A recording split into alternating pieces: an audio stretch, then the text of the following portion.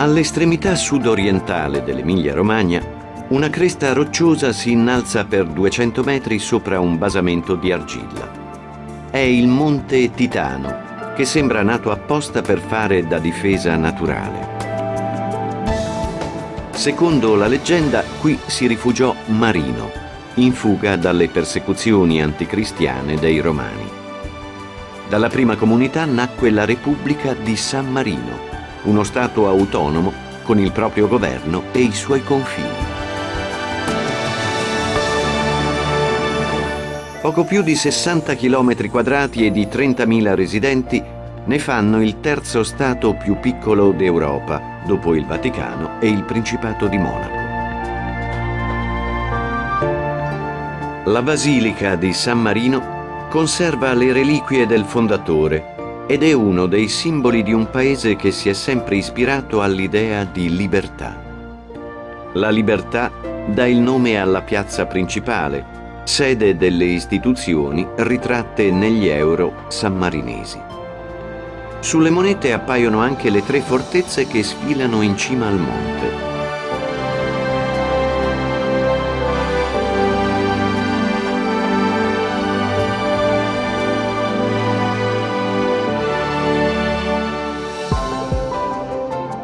La più antica, la Rocca, risale al Medioevo. Altre torri fortificate contribuirono a difendere la comunità nei secoli successivi.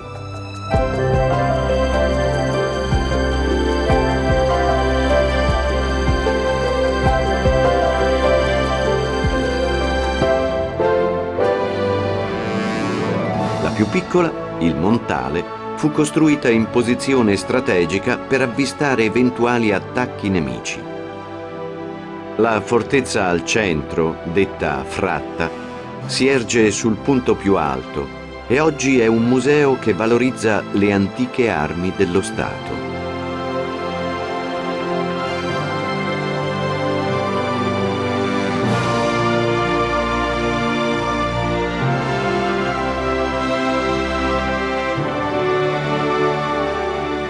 A San Marino la parola castello non significa soltanto fortezza, ma anche regione amministrativa.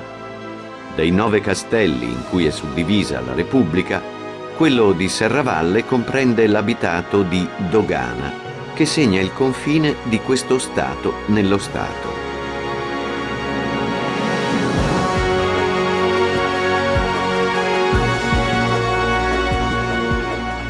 Al di là si torna in territorio italiano e il viaggio prosegue fra le colline che accolgono un susseguirsi di borghi antichi.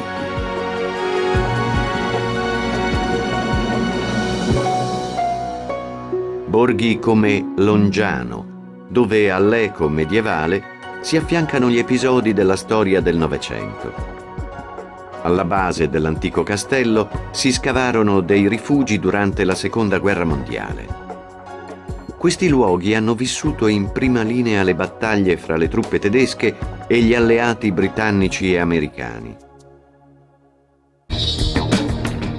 Alle porte di Rimini, un parco tematico rimanda anche a quel conflitto che vide dispiegarsi migliaia di mezzi militari. Le ali della storia volano attraverso una raccolta di mezzi dell'aviazione di epoche ed eserciti diversi.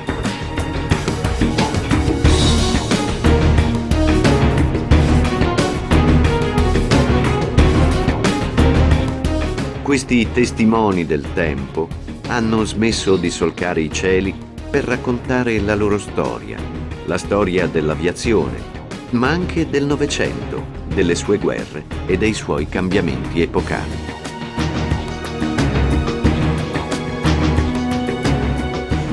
La guerra non risparmiò neppure Rimini, scrivendo un nuovo capitolo della sua storia iniziata molti secoli prima.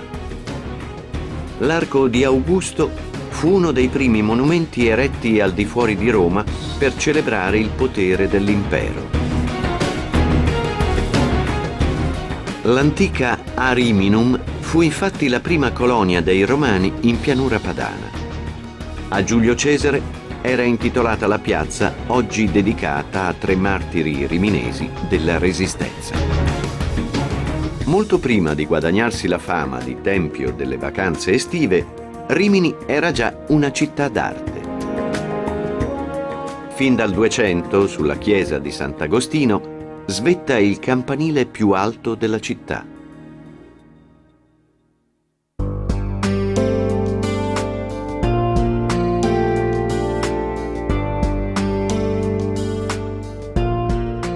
Le testimonianze del passato di Rimini emergono anche nella pietra del ponte romano di Tiberio e in quella del Castel Sismondo, voluto nel 400 da Sigismondo Pandolfo Malatesta.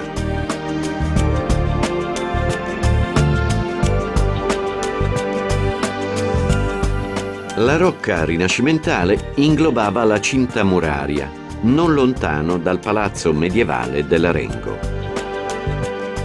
Per secoli si venne qui a prendere l'acqua potabile nella fontana della Pigna, incluso l'architetto Leon Battista Alberti, che si trovava a Rimini per completare il tempio malatestiano, voluto da Sigismondo come mausoleo di famiglia.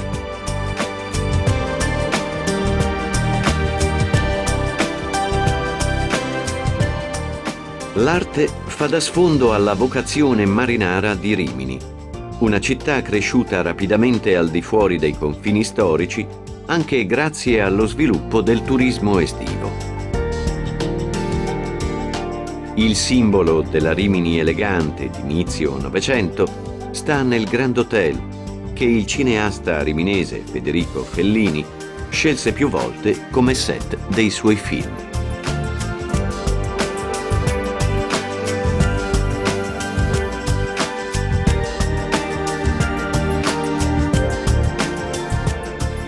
Il porto attuale è erede dello scalo marittimo della romana Ariminum e oggi assiste al movimento che d'estate anima la città. A Rimini il turismo estivo era iniziato già a metà dell'Ottocento con la nascita del primo stabilimento balneare. Era il primo passo verso la crescita di una nuova Rimini che, un secolo dopo, dal boom economico del dopoguerra, avrebbe fatto della riviera romagnola il simbolo della vacanza sole e mare accessibile a tutti.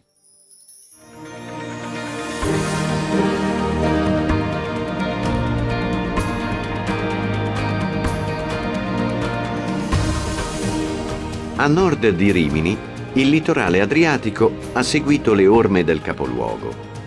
Per un centinaio di chilometri le lunghe spiagge sfilano in un susseguirsi di località balneari come Bellaria o Cesenatico, fra eleganti hotel e palazzi moderni.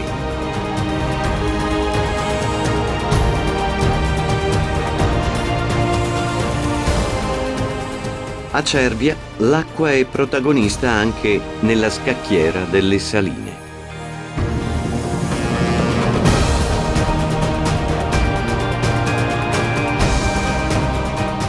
Su oltre 800 ettari di superficie, l'estrazione del sale è frutto di una tradizione secolare.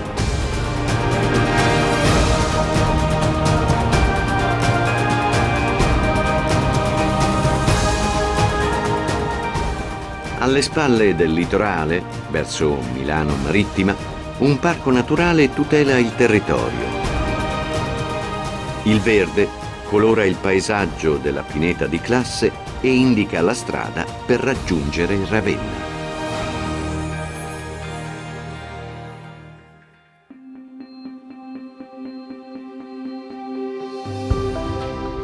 Quando fu costruita nel VI secolo, la basilica di Sant'Apollinare in Classe si trovava in riva al mare. Classe deriva infatti dalla parola latina classis, che indicava la flotta navale romana. La basilica rappresenta il primo segno di un patrimonio artistico di grande valore.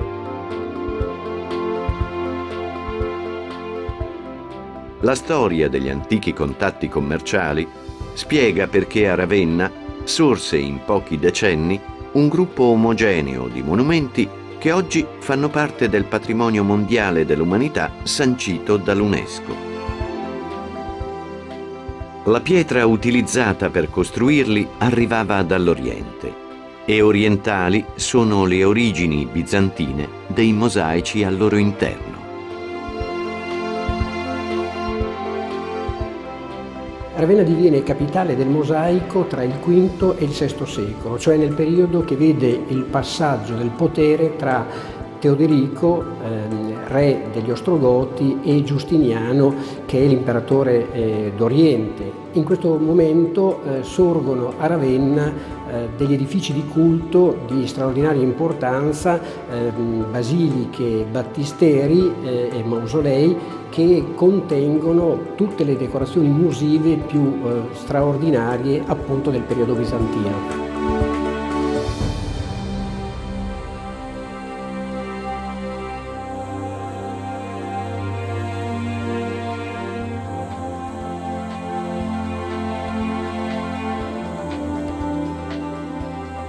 A quell'epoca Ravenna appariva una delle maggiori città della penisola, nel pieno fiorire della sua maturità artistica.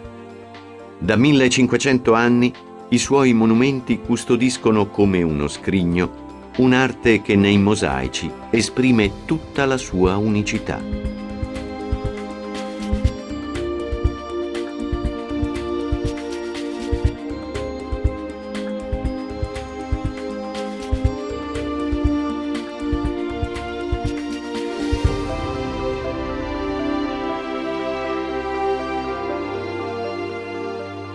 Ma l'identità di capitale del mosaico si rinnova anche in un'epoca molto più recente, grazie a iniziative d'arte moderna e contemporanea. Tra le collezioni del Museo d'arte della città di Ravenna, un gruppo di opere valorizza e ripropone il fascino di quest'arte. In mostra una ventina di pannelli d'autore che i maestri di Ravenna hanno riprodotto con la tecnica del mosaico.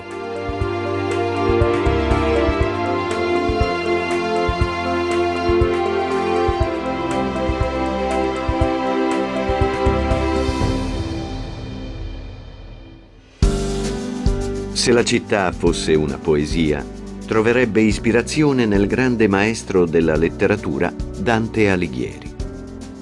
La sua tomba si trova a Ravenna, perché qui visse i suoi ultimi giorni nel 1321. L'inizio della fine era cominciato in un viaggio attraverso le valli di Comacchio, stese a nord della città.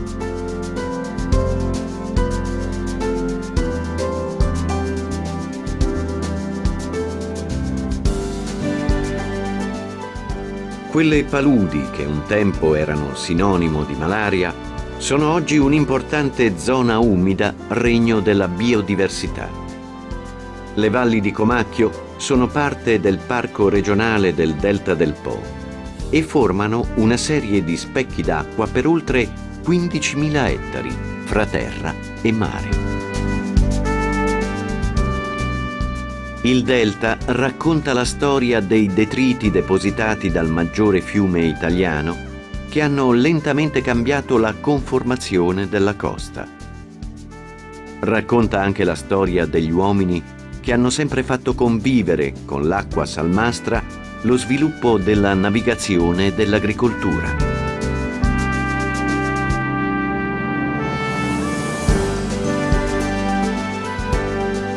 La pescosità delle acque è stata al centro della crescita di Comacchio, che rimane una testimonianza vivente della civiltà lagunare.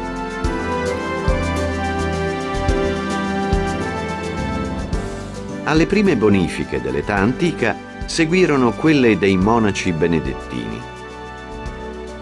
1500 anni fa iniziava la costruzione dell'abbazia di Pomposa, ma nel XII secolo una piena del Po rese la zona paludosa e i monaci si trasferirono a Ferrara.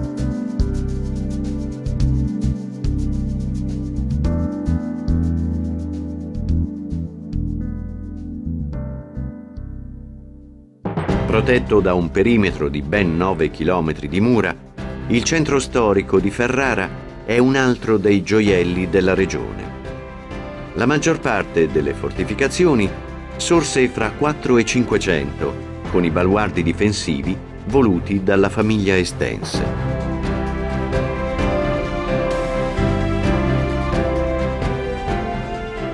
La pianta urbana cambiò radicalmente con Ercole I d'Este, che rinnovò la città per regalarla alla sua sposa, Eleonora d'Aragona.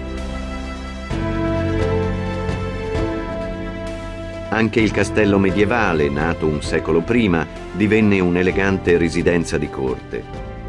I più gentili balconi di pietra bianca sostituirono le merlature delle torri difensive.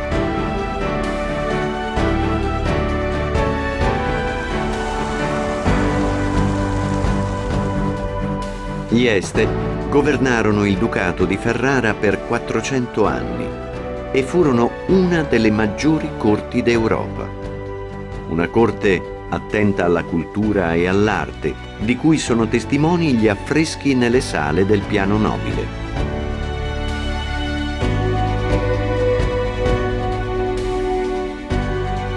Gran parte della bellezza di Ferrara rimanda alle decisioni del governo estense, come ricordano le 2 statue del duca Borso in trono e del marchese Niccolò III a cavallo.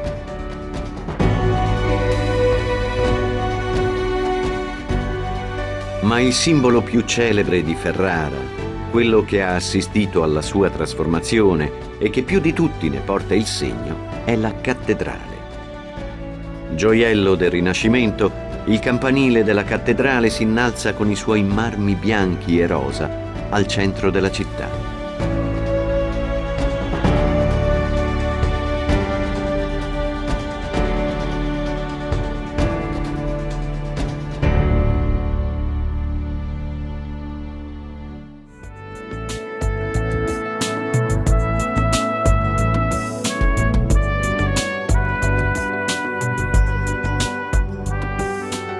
Tra i campanili di Ferrara ce n'è un altro a segnare un capitolo di storia estense.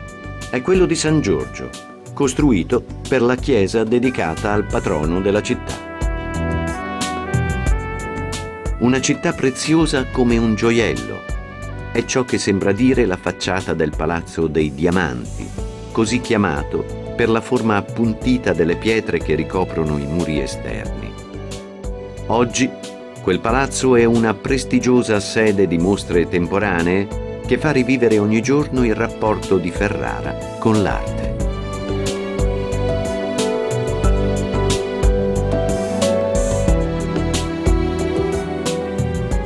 Qui, dove anche il serbatoio novecentesco dell'acquedotto ha il suo valore monumentale, le grandi piazze fanno di Ferrara una città vivibile, aperta e verde, sull'onda di quel sogno di bellezza che secoli fa gli Estensi avevano espresso e realizzato.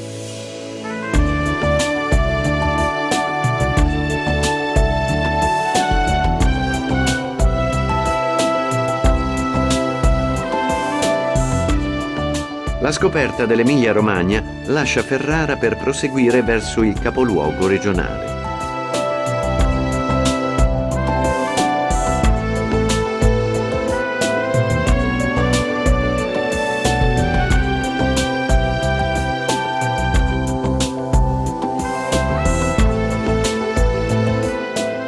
Ai margini meridionali della pianura del Po, incorniciata dai colli bolognesi, si nasconde una città dalle origini antiche che racconta secoli di storia.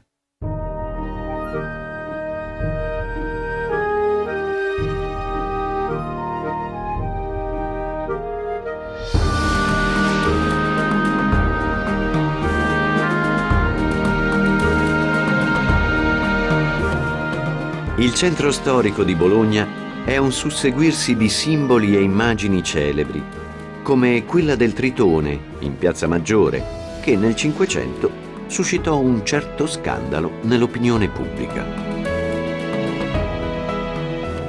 Il Palazzo del Podestà domina la piazza principale. Intorno l'architettura racconta secoli di crescita economica e culturale. La sua grandezza è simboleggiata dalle dimensioni stesse della Basilica di San Petronio. La facciata rimane incompiuta dopo oltre 600 anni dall'inizio della sua ambiziosa costruzione.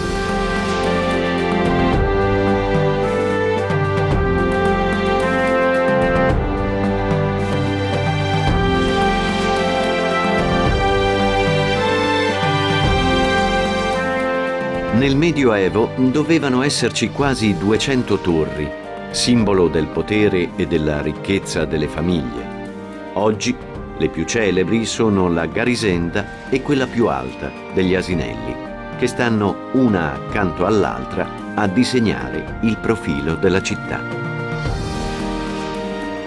Le torri si innalzano all'inizio della strada maggiore, dove sfila un'altra delle caratteristiche distintive di Bologna. Dal Medioevo i portici si allungano per oltre 40 chilometri e diventano l'emblema di un luogo da vivere nella socialità, fuori dalle mura domestiche. La concentrazione di chiese e di monasteri fa da contrappunto alla storica laicità cittadina. Quasi 1000 anni fa, infatti, fu fondato l'antico Ateneo Universitario. I maggiori studiosi di ogni epoca hanno amplificato il prestigio culturale di Bologna. Nel frattempo, nuove chiese crescevano, come quella di San Francesco. Altre risorgevano in nuove forme, seguendo il mutare dei canoni estetici.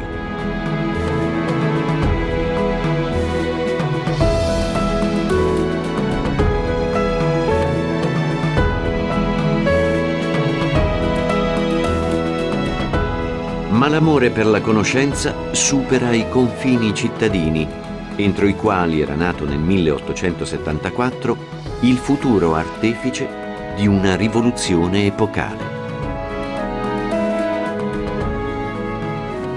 Era iniziato tutto qui, sui colli alle porte della città, in quel territorio chiamato Praduro e Sasso, che cambiò nome in onore di Guglielmo Marconi.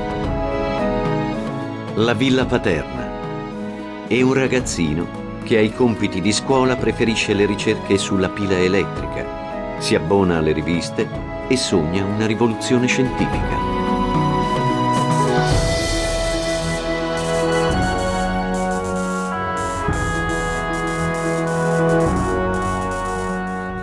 Oggi il Museo Marconi racconta le tappe delle sue scoperte, con ricostruzioni fedeli di quegli strumenti che aprirono le porte del mondo della comunicazione wireless. Gli impulsi elettrici del suo telegrafo senza fili sono i più lontani antenati di una possibilità illimitata di comunicare.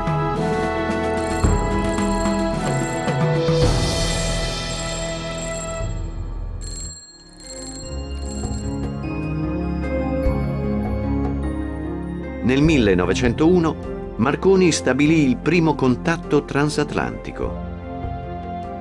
L'entusiasmo è evidente nella registrazione di un suo discorso pronunciato alcuni decenni più tardi. Si ebbe così la conferma di ciò che avevo da tempo intuito e che ora è divenuto realtà, che cioè non vi è distanza sulla Terra che le radiocomunicazioni non possano superare.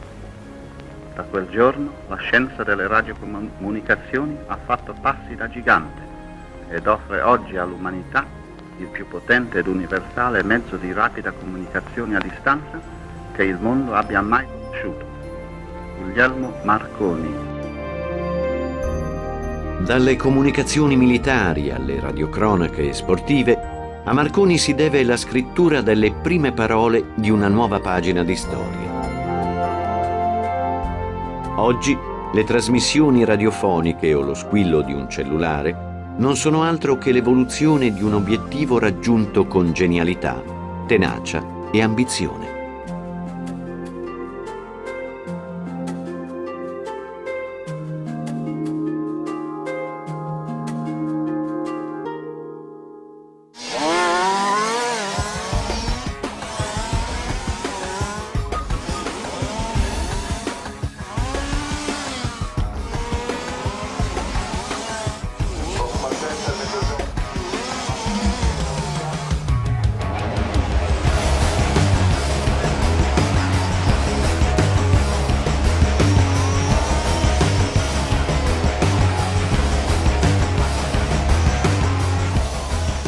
Nella terra dei motori, la passione per le quattro ruote si declina in tante forme e dimensioni.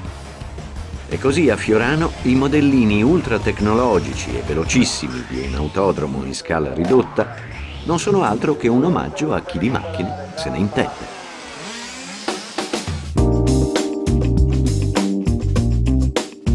Il rombo dei motori in Emilia-Romagna è come il ruggito di un leone nella savana, frequente e immancabile. A Modena, la collezione del Museo d'Auto e Moto d'Epoca Umberto Panini ripercorre la storia di alcune tra le vetture più celebri di sempre. Autentiche leggende come le Maserati, modenesi Doc, tra sinonimi del lusso ai massimi livelli e antenate delle moderne auto da corsa.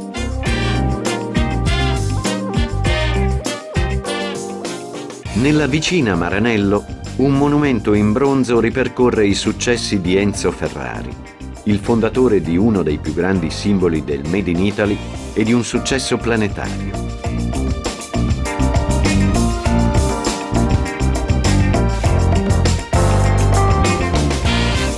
La Ferrari nasce qui e qui fa mostra di sé con gli storici modelli della scuderia regina delle competizioni di Formula 1. Il rosso abbagliante colora la storia e il futuro di un nome che ha sempre fatto sognare.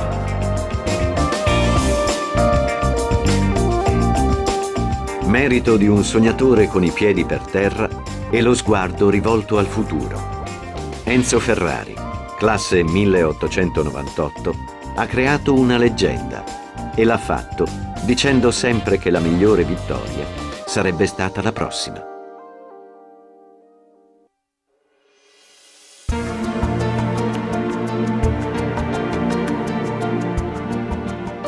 Terra di motori e di successi, di industria e di sviluppo, l'Emilia-Romagna si racconta anche attraverso i suoi distretti produttivi, come quello delle ceramiche di Sassuolo, erede moderno di un'antica tradizione riservata per secoli alle casate nobiliari.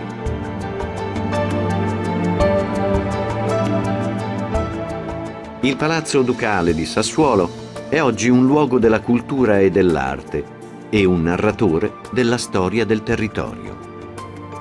Qui trascorrevano l'estate i duchi di Modena. Nella piazza dell'Orologio si concentrano le sedi storiche delle principali istituzioni.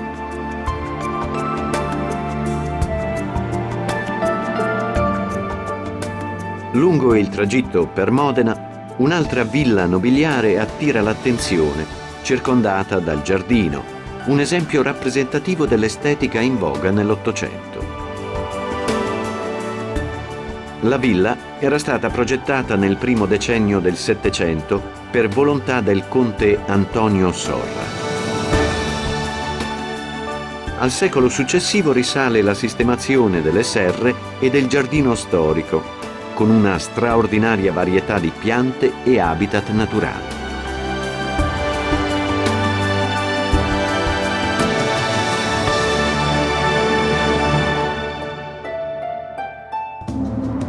Il verde circonda anche il nucleo storico di Modena.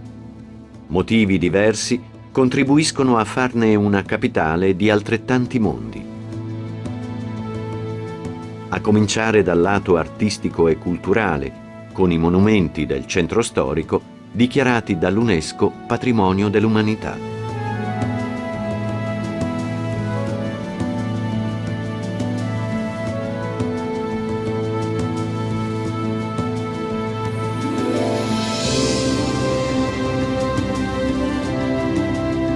La città natale di Enzo Ferrari è una capitale dei motori, ma le auto lasciano il posto a biciclette e passeggiate per scoprire il suo cuore monumentale. Qui risuona l'eco di un'altra grande vocazione modenese, quella enogastronomica. Le prime testimonianze dell'aceto balsamico si hanno nel 1046, quando un imperatore, Enrico III, scese fino a Roma per farsi incoronare imperatore, appunto. Chiese se poteva avere un po' di quell'aceto che aveva udito farsi colà perfettissimo. La richiesta era indirizzata a Bonifacio di Canossa, padre di Matilde di Canossa, che gli inviò una botte d'argento con dentro l'aceto speciale di Modena, come si chiamava a quel tempo. Erano anni di crescita economica che aveva permesso di avviare la costruzione del Duomo romanico. Già allora l'aceto di Modena faceva parlare di sé e della sua unicità.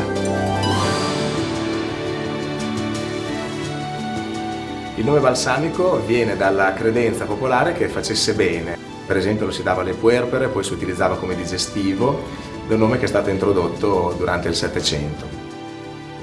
Si produce a partire dai mosti cotte di uve, preferibilmente Trebbiano, comunque uve locali, attraverso un elaborato e complicato sistema di rincalzi e travasi. Nettare pregiato che vanta appassionati in tutto il mondo, l'aceto balsamico è frutto di anni di invecchiamento.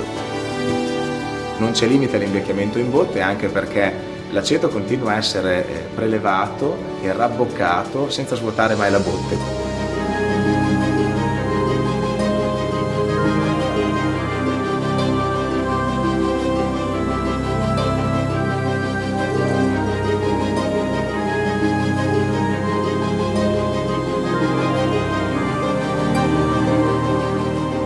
La storia di Modena si legge tanto nelle bottiglie più antiche di aceto balsamico quanto nel profilo elegante del Palazzo Ducale, che tra 6 e 800 fu la sede della corte estense. Questo imponente edificio principesco è diventato la sede dell'Accademia Militare ed è un altro dei luoghi modenesi della cultura.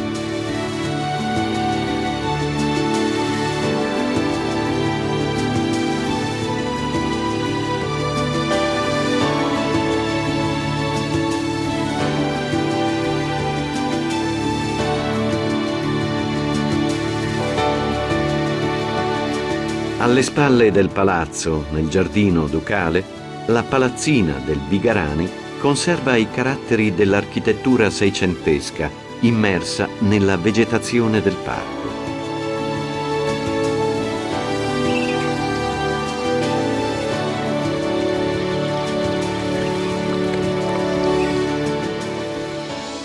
Il territorio di Modena si lega alla città con vicende storiche che tornano indietro nel tempo fino al Medioevo.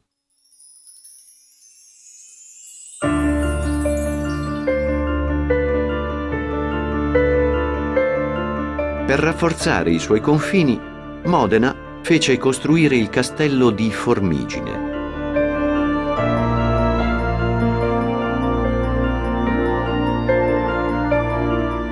Proprio qui i modenesi subirono però una pesante sconfitta da parte di Reggio Emilia e in seguito quest'area fu al centro delle contese tra il potere imperiale e quello papale.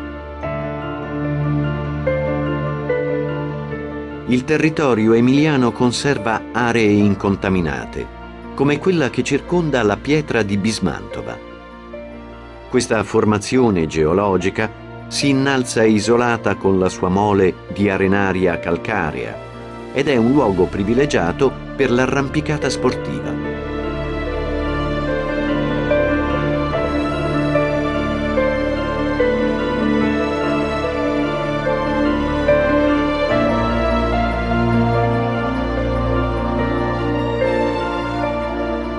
Da queste montagne sgorgano i torrenti e i fiumi che indicano la via per tornare alla pianura del Po. La Valdenza è detta anche Valle dei Cavalieri, per le fortificazioni che raccontano la storia del territorio.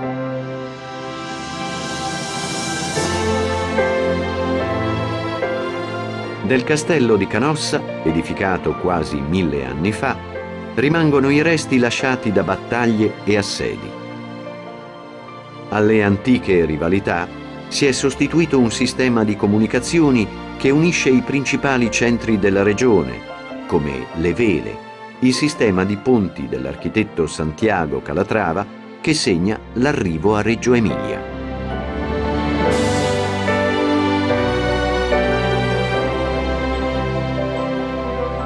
Sinonimo di festival e di spettacoli di alto livello nei tanti teatri, Reggio Emilia è una città ricca di cultura e di storia.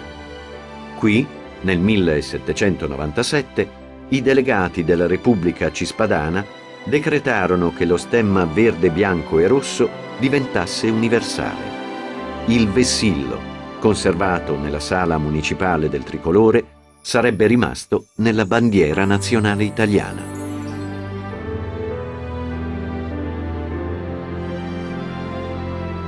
L'antica Regium Lepidi era stata fondata dal romano Marco Emilio Lepidi, cui si deve anche il nome della regione emiliana.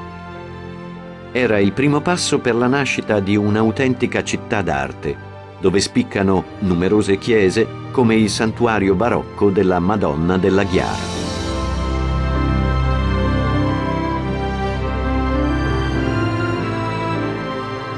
Nel cuore urbano di Reggio Emilia si apre la piazza principale, dove da 1000 anni si erge il Duomo.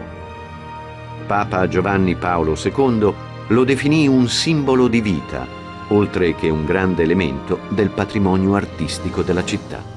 La piazza del Duomo è chiamata anche Piazza Grande, per distinguerla dalla Piazza Piccola alle sue spalle, dedicata a San Prospero. La basilica fu fondata prima dell'anno 1000 per conservare le spoglie del patrono di Reggio Emilia. Il grande campanile ottagonale risale al Cinquecento ed è considerato uno dei migliori risultati dell'arte rinascimentale reggiana.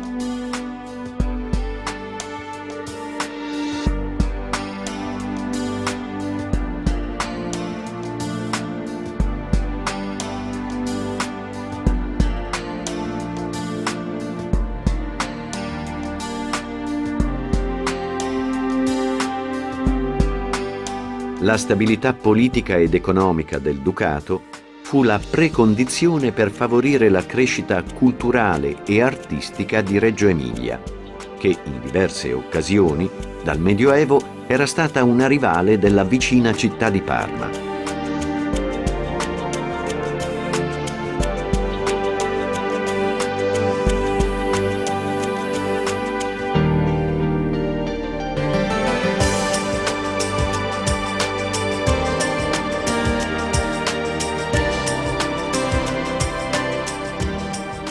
Il territorio a sud di Parma conserva i segni del passato fra le campagne coltivate.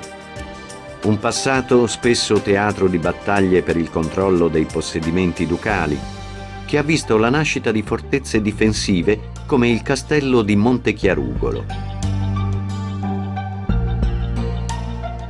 Si narra che qui aleggi il fantasma di una giovane del Cinquecento che dispensa consigli alle giovani spose.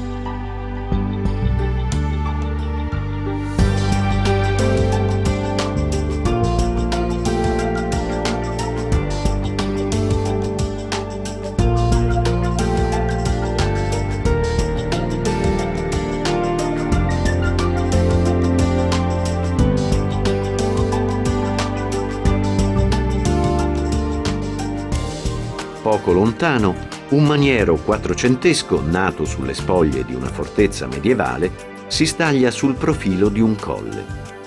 È il castello di Torrechiara, che oggi fa da sfondo a numerose iniziative culturali.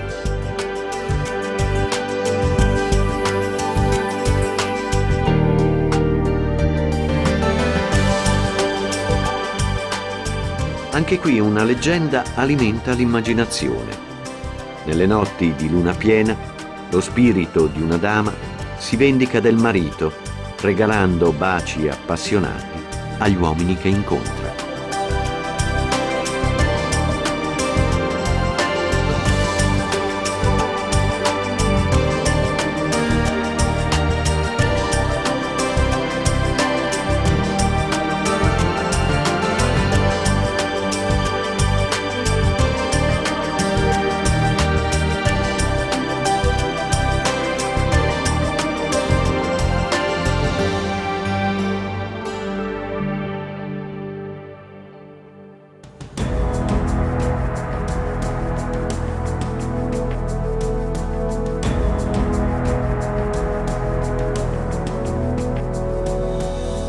Alle porte di Parma, il territorio pianeggiante è incorniciato dai rilievi dell'Appennino tosco-emiliano. Basta osservarla dall'alto per ammirare i segni della sua bellezza. Il Duomo medievale, con l'inconfondibile battistero ottagonale e l'alto campanile. E poco più in là, le cupole cinquecentesche della chiesa di Santa Maria della Steccata.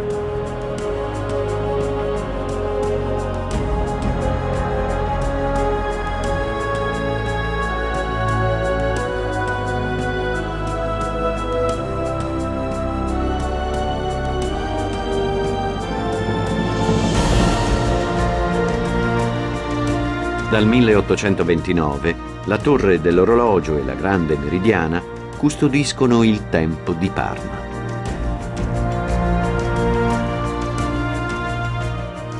Un tempo che rivive attraverso le tante chiese che si concentrano nel perimetro della città antica, una volta cinta da mura difensive.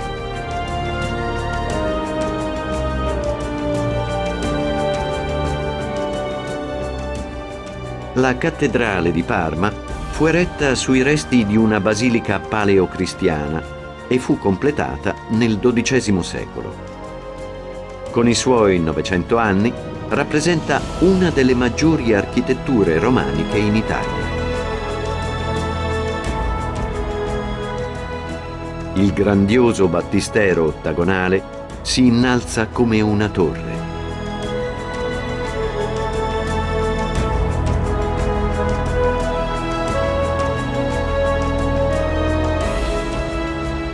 A Parma i campanili sembrano dialogare tra loro a distanza ravvicinata, come quello della chiesa di San Giovanni. Ma le chiese sono soltanto una delle eccellenze artistiche della città, che nel Cinquecento divenne la capitale del Ducato di Parma e Piacenza. Il poeta parmense Attilio Bertolucci scrisse che, essendo Parma una piccola capitale, non le toccò un vero fiume, ma un torrente. Alla mutevolezza del regime dell'acqua si affianca però la costanza nel produrre e promuovere cultura.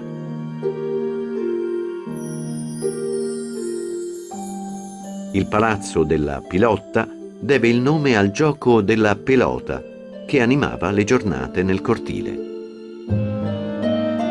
All'interno, nel teatro, i cortigiani assistevano agli spettacoli che qui potevano contare su un complesso sistema di macchinari scenici. Una preziosa collezione d'arte è custodita nella Galleria Nazionale.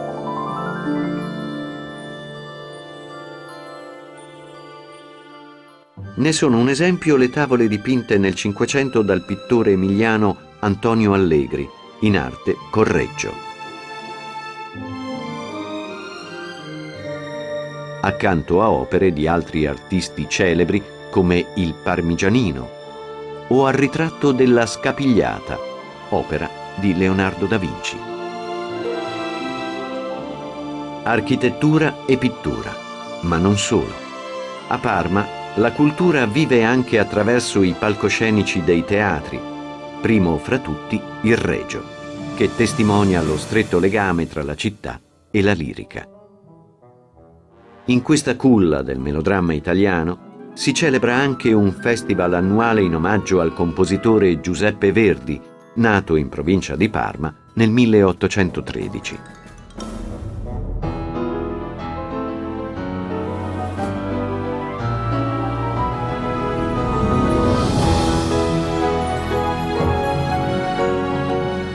Parma è una continua scoperta, una costante occasione per usare i cinque sensi e per spaziare dall'ambiente urbano al verde dei dintorni, come nel Parco Ducale.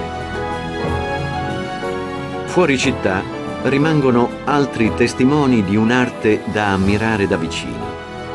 La Certosa di Paradigna ispirò lo scrittore Stendhal per uno dei suoi romanzi più celebri, La Certosa di Parma.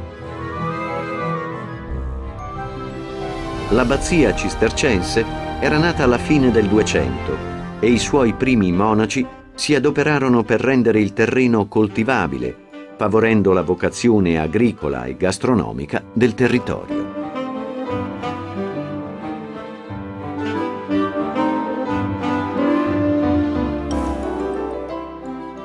I sapori di Parma sono una delle eccellenze che l'hanno resa celebre nel mondo.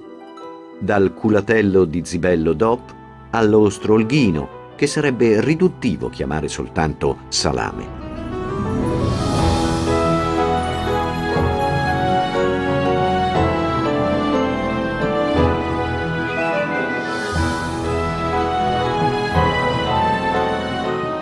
C'è chi la chiama la Food Valley, la valle del cibo, un luogo del gusto esteso nel territorio emiliano, regno di una lunga lista di prodotti tipici e certificati. Prosciutti e insaccati che si producono soltanto qui, seguendo un rigido disciplinare produttivo, così come accade per i formaggi, primo fra tutti il parmigiano reggiano.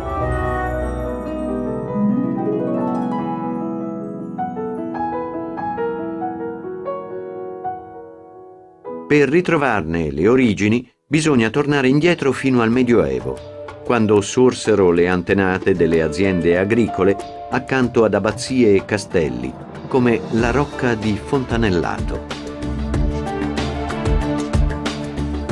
In quell'epoca i feudatari dovevano difendere i possedimenti di nobili casate, ma dalla metà del Cinquecento, quando il territorio si unificò sotto il Ducato di Parma e Piacenza, le fortezze divennero residenze eleganti.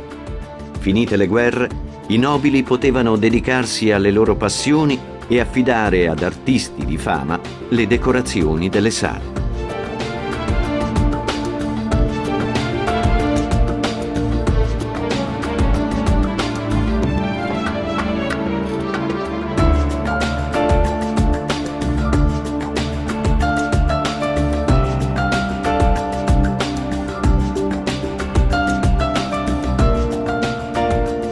Non lontano da Fontanellato, eleganza e sfarzo trovano la loro massima espressione nella reggia di Colorno.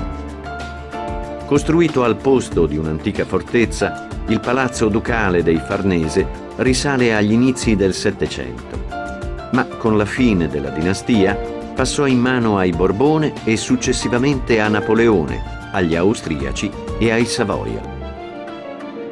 Il giardino storico è specchio dell'eleganza degli interni e la grandiosità dell'intero complesso richiama le residenze reali, come quella di Versailles.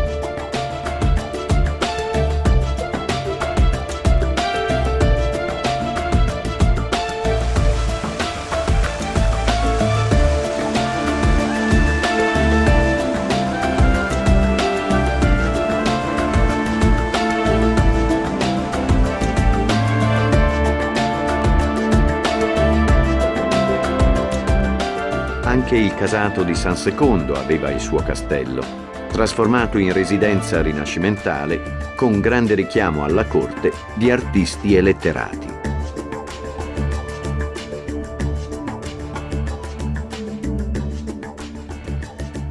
Un destino simile lo accomuna alla Rocca di Soragna, che secondo la leggenda avrebbe a che fare anche con i presagi del fantasma irrequieto di un'antenata.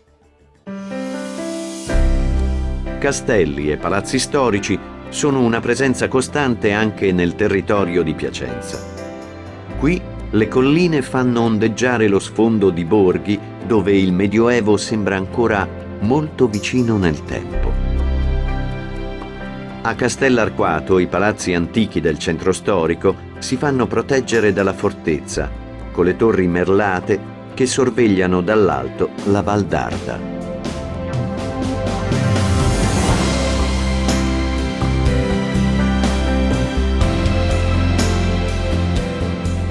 Si potrebbe tracciare un itinerario quasi infinito di luoghi, sapori, leggende e simboli dell'Emilia-Romagna, ma la sensazione rimarrebbe comunque la stessa, quella di avere soltanto sfiorato, dal mare alle montagne, una piccola parte del suo patrimonio.